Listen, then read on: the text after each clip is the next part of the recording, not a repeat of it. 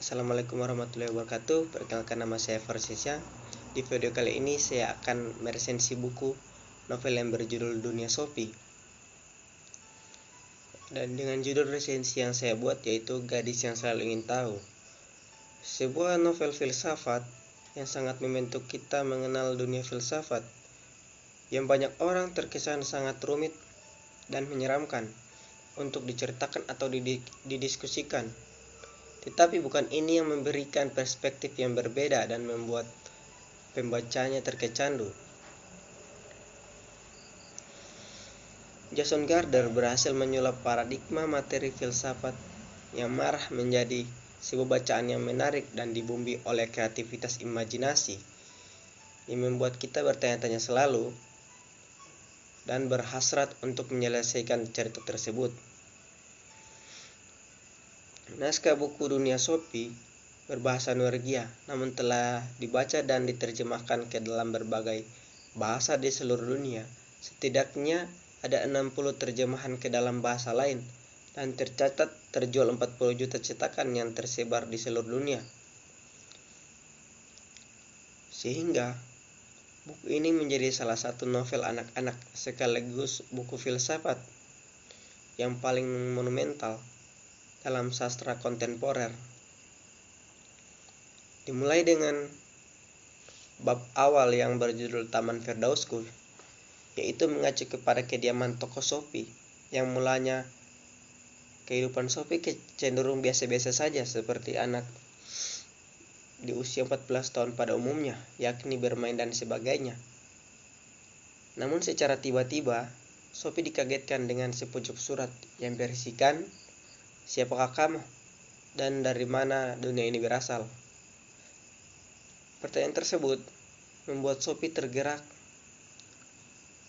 akan rasa keingintahuannya dan mencoba untuk menjawab pertanyaan-pertanyaan tersebut secara logis dan rasional, sebab dirinya belum pernah memikirkan terkait hal demikian sebelumnya. Akan tetapi, dalam benak Sophie pun turut menimbulkan berbagai tanya, siapakah yang mengirimkan surat ini? Secara logika, Sophie menetap di Norwegia, tepatnya di Oslo. Sementara pengirim surat tersebut ada cap dari Labonan, yang mana surat tersebut sampai dalam waktu sehari. Kemudian alamat yang sesungguhnya yaitu Hildemoller Kang. Tetapi surat tersebut justru sampai di kediamannya.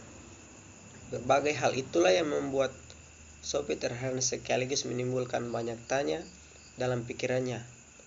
Apakah surat tersebut salah alamat? Pada bab selanjutnya mengenai filsafat kehidupan dan filsafat alam, bahkan keberadaan manusia pun turut ditanyakan pada novel ini.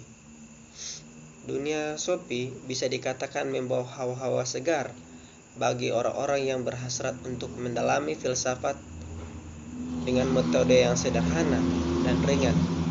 Hal itu karena filsafat dianggap sebagai disiplin ilmu yang rumit, menakutkan dan terbilang berat untuk dikaji secara mendalam. Bahkan lebih parahnya lagi, ada yang mengatakan bahwa filsafat dapat membuat seseorang menjadi gila apabila menceburkan dirinya ke dalam lautan filsafat.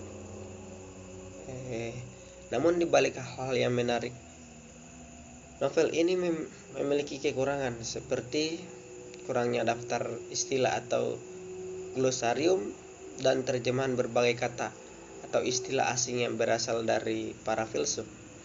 Barangkali apabila ditambahkan footnote atau catatan kaki yang menjelaskan beberapa atau istilah asing tersebut, memudahkan pembacanya dalam memahami dan membaca novel ini. Dalam novel Dunia Sophie, kita akan membaca novel sekaligus mengenal dan memperdalam sejarah filsafat. Secara kita akan disuguhkan dengan berbagai macam pertanyaan seorang filsuf, yang mana segala pertanyaan itu mengacu pada pemikiran rasional. Dengan demikian, pembaca akan berpikir secara logis sesuai akal yang dan pikiran yang dimilikinya.